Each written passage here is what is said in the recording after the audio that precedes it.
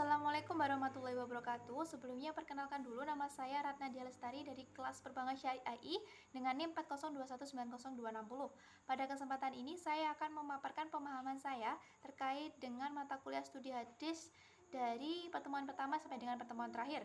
Yang pertama yakni terkait dengan kehujahan hadis dan fungsi hadis sebagai terhadap Al-Quran, maksud saya. Nah, hujah sendiri merupakan gelar keahlian bagi para imam yang mampu menghafal sekitar 300.000 hadis, baik mata, sanad maupun perihal perawi seperti keadilan, catatan, dan biografi riwayat kehidupannya. Sedangkan berhujah dalam kata kerja diartikan sebagai memberi alasan atau argumentasi yang valid dari muhaddisin yang adil dan tidak memiliki cacat dan dapat diyakini dan dipertanggungjawabkan kebenarannya. Nah, di dalam kehujahan ini terdapat istilah dalil kehujahan hadis dan sunnah, yakni keberadaan hadis sebagai ajaran atau dasar hukum dalam Islam. Nah, selanjutnya yakni fungsi tafsir hadis terhadap Al-Quran. Secara umum berfungsi menjelaskan kandungan dalam Al-Quran yang berisi penetapan hukum-hukum baik dalam bentuk akidah maupun ibadah ataupun sunnah Rasul sebagai penjelas bagi isi kandungan yang terdapat di dalam Al-Quran. Nah, fungsi hadis ini dibagi menjadi beberapa. Yang pertama, fungsi hadis berupa bayan al-tahrik atau biasa disebut dengan bayan al-isbab. Yang dimaksud dengan bayan ini ialah menetapkan dan memperkuat apa yang telah diterangkan di dalam Al-Quran dengan cara mentahrirkannya. Yang selanjutnya adalah fungsi hadis, yakni bayan al-tahyid, yakni penjelasan hadis dengan cara membatasi ayat-ayat bersifat mutlak dengan sifat dan keadaan atau syarat tertentu. Selanjutnya bayan at-tafsil atau biasa disebut dengan bayan al-tafsir berfungsi memberikan rincian atau tafsiran terhadap ayat-ayat Al-Quran yang masih bersifat global dan memberikan persyaratan atau batasan tasyid terhadap ayat-ayat Al-Quran yang bersifat mutlak dan mengkhususkan terhadap ayat-ayat Al-Quran yang masih bersifat umum. Nah, selanjutnya fungsi hadis sebagai bayan al-tasyrik, yakni hadis berfungsi sebagai penjelas untuk mewujudkan suatu hukum atau ajaran-ajaran yang tidak didapat di dalam Al-Quran atau tidak terdapat dalam Al-Quran, dan di dalam Al-Quran ini hanya terdapat pokok-pokoknya saja yang kemudian dijelaskan secara terperinci dalam hadis tersebut. Selanjutnya fungsi hadis yakni bayan al-taksis, merupakan penjelas hadis dengan cara membatasi atau mengkhususkan ayat-ayat Al-Quran yang bersifat umum sehingga tidak berlaku bagian-bagian yang mendapatkan pengecualian dengan cara membatasi keumuman ayat Al-Quran sehingga pada bagian-bagian tertentu tidak berlaku. Selanjutnya yakni penjelasan mengenai bab selanjutnya, sejarah hadis pada masa permulaan atau pada masa Nabi Muhammad SAW. Hadis sendiri merupakan seluruh sikap atau perkataan dan perbuatan Rasulullah dalam menerapkan ajaran Islam serta mengembangkan kehidupan manusia. Nah, hadis pada masa masa Nabi ini disebut dengan asyir al-wahyu wal al-tahwin, yaitu masa turunnya wahyu atau pembentukan masyarakat Islam. Jadi hadis pada masa ini turun saat diriwayatkan saat masa turun wahyu atau pembentukan masyarakat Islam. Nah, timbulnya hadis pada masa ini terjadi karena beberapa hal. Yang pertama terjadi pada Nabi sendiri dan hukumnya dijelaskan oleh sahabat. Yang kedua terjadi pada sahabat yang berperkara yang kemudian dikonsultasikan kepada Rasul.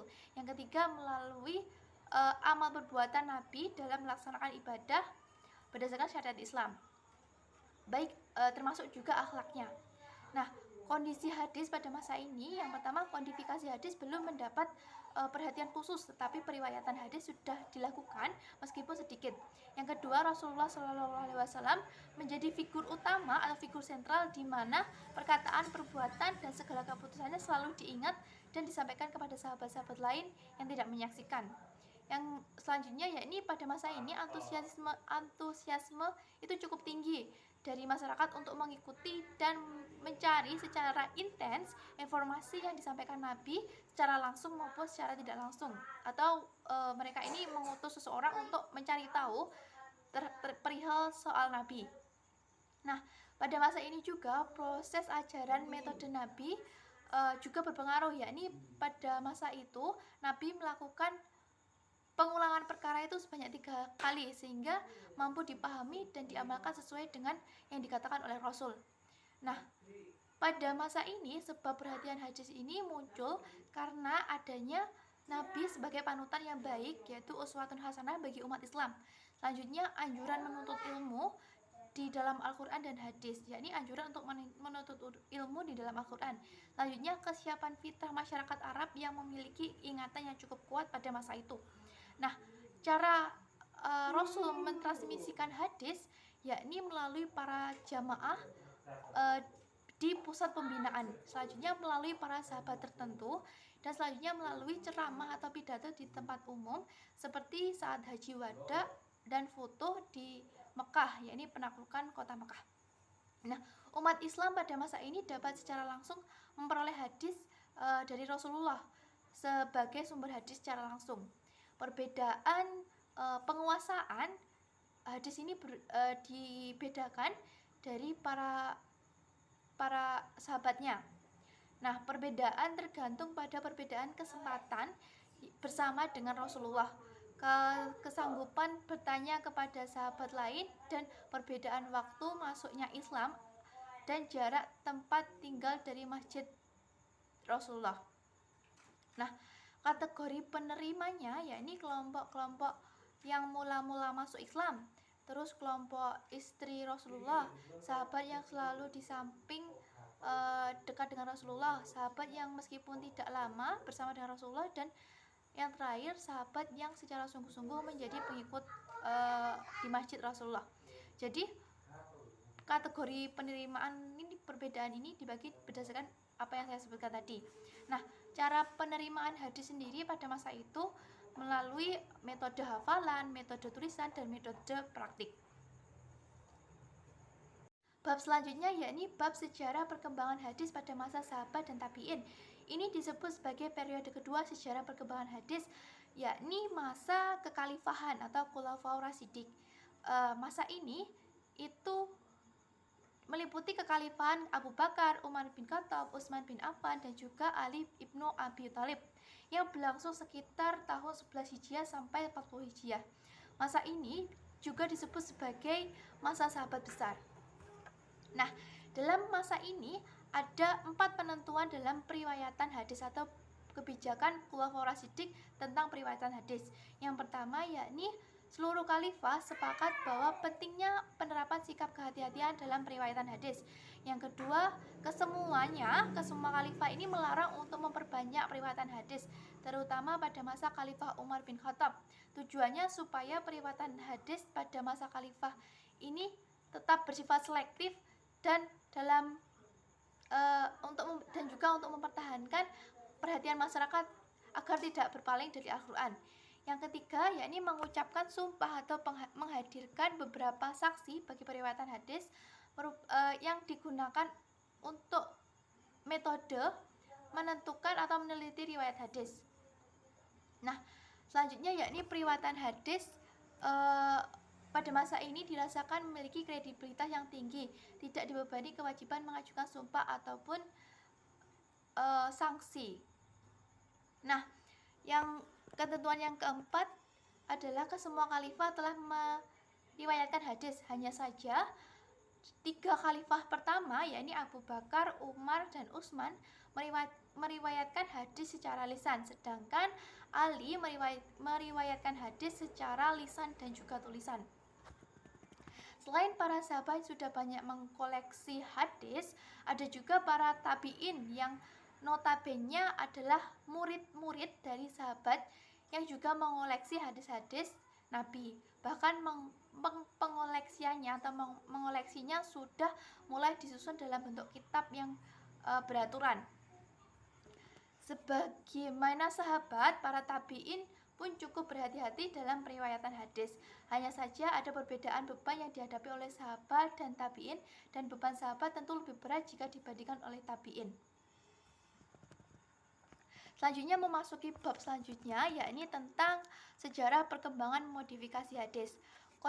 Kodifikasi hadis. Kodifikasi hadis adalah penulisan, penghimpunan, dan pembukuan hadis Rasulullah yang dilakukan atas perintah resmi dari Khalifah Umar bin Abdul Al-Aziz, Khalifah ke-8 dari Bani Umayyah, yang kemudian kebijakannya ditindaklanjuti oleh para ulama di berbagai daerah sampai masa hadis terbukukan dalam kitab hadis. Nah, kodifikasi hadis ini secara resmi diumumkan oleh Khalifah Umar bin Abdul Aziz pada tahun 99 sampai 101 Hijriah.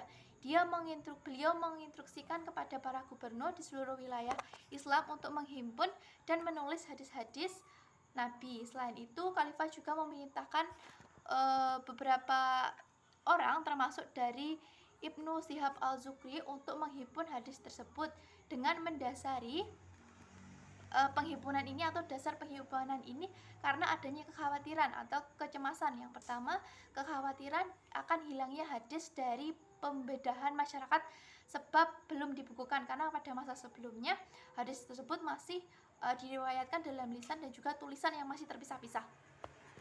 Selanjutnya, untuk memberikan atau membersihkan memelihara keberadaan hadis dari hadis-hadis palsu yang dibuat oleh orang-orang yang mempertahankan ideologi golongan atau mazhab tertentu.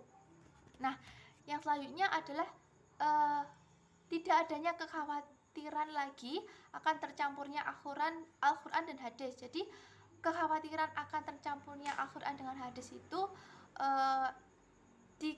dijelaskan kembali atau dirancang kembali, dihilangkan dengan dilakukannya pembukaan hadis.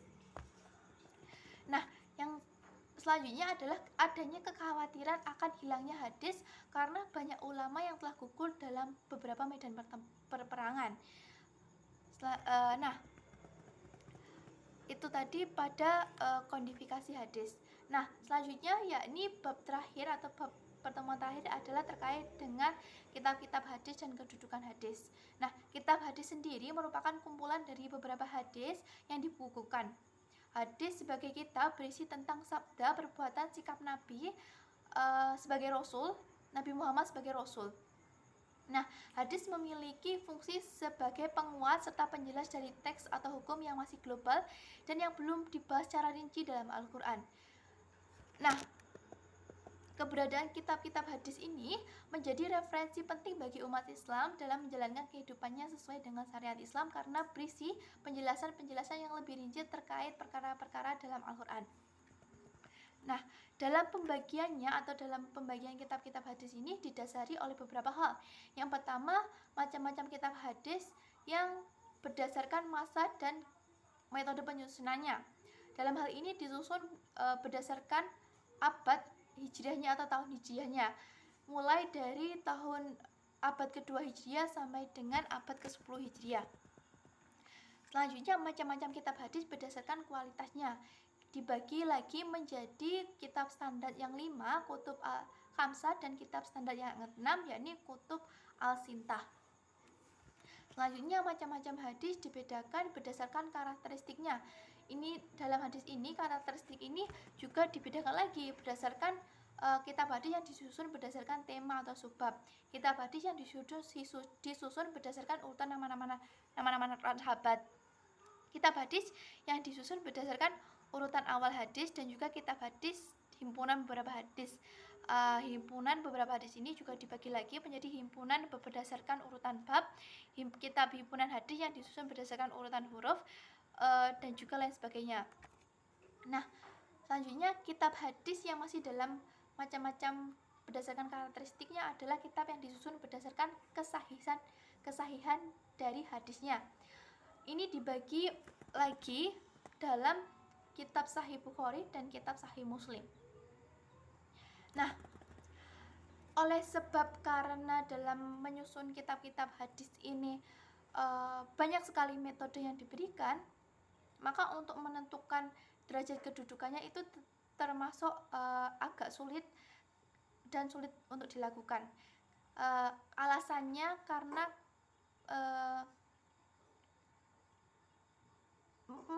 waktu dan metode yang digunakan itu berbeda-beda serta cara penyusunan dari masing-masing penyusun kitab hadis tersebut berbeda.